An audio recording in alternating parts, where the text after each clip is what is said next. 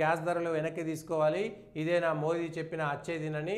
సరే ఆయన అచ్చోదిని చెప్పిండా లేకపోతే ఏదిని చెప్పిండో పక్కన పెడితే, నేను నిన్న అక్కడ పోయి సిరిసిల్లకు పోయి సిరిసిల్ల దగ్గర హనుమాన్ మాల వేసుకున్నటువంటి హనుమాన్ దీక్షా స్వాముల యొక్క భిక్ష దగ్గరికి వెళ్ళి భజన దగ్గరికి వెళ్ళి వాళ్ళందరికీ దండం పెట్టిండు. ఒక మాట మీద ఉండాలి కదా ఏ రాజకీయ నాయకుడైనా, ఒకే మాట మీద ఉండాలి. ఇప్పుడు ఇట్లా మాట్లాడి రేపు అట్లా మాట్లాడొద్దు. ఎన్నికల సందర్భంలో ఏం మాట్లాడిరు? ఎన్నికల సందర్భంలో ఇప్పుడేమో హనుమాన్ నేను నాస్తికుడు అంటారు, మళ్ళీ నేను నాస్తికుడు అంటారు. కేటీ రామారావు గారు చాలా సందర్భాల్లో నేను దేవుణ్ణి నమ్మను అని చెప్తాడు. నమ్మను అనేటువంటి వ్యక్తి పోవద్దు, కానీ మళ్ళీ ఈ రాజకీయ డ్రామాలు చేయొద్దు.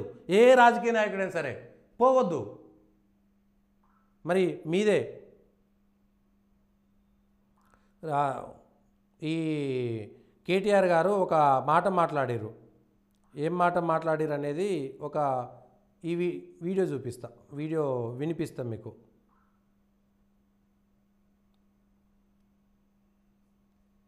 ఎవరన్నా పిల్లలు జై శ్రీరామ్ అంటే వాళ్ళకు కూడా సంజాయించాలి. జై శ్రీరామ్ అనే నినాదం కడుపు నింపదు. జై శ్రీరామ్ అనే నినాదం నీకు ఉద్యోగం ఇయ్యది.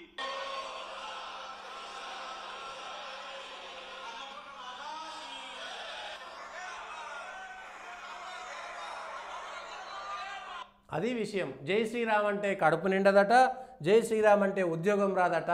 మరి ఎందుకు పోయినరు మీరు హనుమాన్ మాలాదారుల దగ్గరికి, హనుమాన్ దీక్షాపరుల దగ్గరికి, ఆ మాల వేసుకున్నటువంటి భక్తుల దగ్గరికి మీరు ఎందుకు వేరు? వాళ్ళు వేసుకున్నది ఏంది? హనుమాన్ మాల ఏంది వేసుకొని ఏం చెప్తారు వాళ్ళు? జై శ్రీరామ్ అనే చెప్తారు వాళ్ళు. జై శ్రీరాము జై హనుమాను రాముని మొక్కడమే. మరి జై శ్రీరామ్ అంటే కడుపు నిండదని చెప్పేసి మీరు వేయాడా కడుపు నిండా భోజనం ఎందుకు చేసిరు? కడుపు నిండా భోజనం ఎందుకు చేసిర్రు? ఈ మాట స్పష్టంగా చెప్పాల్సినటువంటి అవసరం ఉన్నది. మీరు రాముని పటం ఎందుకు పట్టుకున్నారు? జై శ్రీరామ్ అంటే కడుపు నిండదు కదా. మీకు దమ్ముందా? మీరు నమాజ్ చేస్తే కడుపు నిండదని ఇంకొకరిని అనగలుగుతారా? చర్చికి పోతే కడుపు నిండదని ఇంకొకరిని అనగలుగుతారా? అంటే హిందువుల యొక్క మంచితనాన్ని సొమ్ము చేసుకునేటువంటి పరిస్థితి. ఇగో ఎందుకు కదా హిందువులంతా ఐక్యం కావాలని చెప్పేది? ఇట్లాంటి వాళ్ళే. దొంగలు ఎక్కడో ఉండరు, మన దగ్గరనే ఉంటారు, దొంగల్లాగా ఉంటారు. ఎస్, నా రాముని అన్నందుకు నేను ఎంతైనా అనడానికి నాకు అర్హత ఉన్నది. సిగ్గు లేకుండా పోవడం అనేటువంటిది చాలా దారుణం. నేను ఇట్లాంటి పదాలు కూడా వాడను. కానీ కేటీ రామారావు గారు ఆలోచించాల్సిన క్షమాపణ చెప్పాలి. జై శ్రీరామ్ అంటే కడుపు నిండదు, జై శ్రీరామ్ అంటే ఉద్యోగాలు రావని నేను ఆ రోజు పొరపాటున అన్నాని క్షమాపణ చెప్పిపోవాలి. అయినా సరే మా హనుమాన్ భక్తులు గొప్పోలు కాబట్టి మీరు రానిచ్చిర్రు, రాజకీయ అవసరాలు ఇంకొకటో కానీ. మళ్ళా రాముని ఫోటో ఎందుకు పట్టుకున్నారు?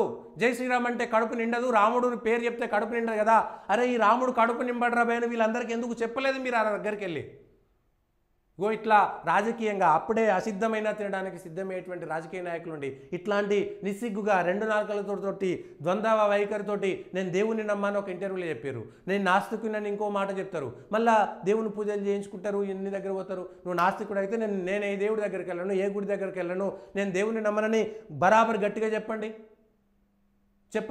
నేను రాజకీయ నాయకుని కాబట్టి వాళ్ళని గౌరవించాలని పోతున్నానని మళ్ళీ సన్నాయి నొక్కులు నొప్పుతుంటారు. ఇగో వీళ్ళతోటే పెద్ద డేంజర్. ఈ దేశం మీదకి మొగలాయిలు, గోరిగాడు, గజనిగాడు ఎందుకు వచ్చిందంటే మన ధర్మంలో ఉండేటువంటి వాళ్ళు దారి తప్పినటువంటి దొంగల వల్లనే వచ్చారు.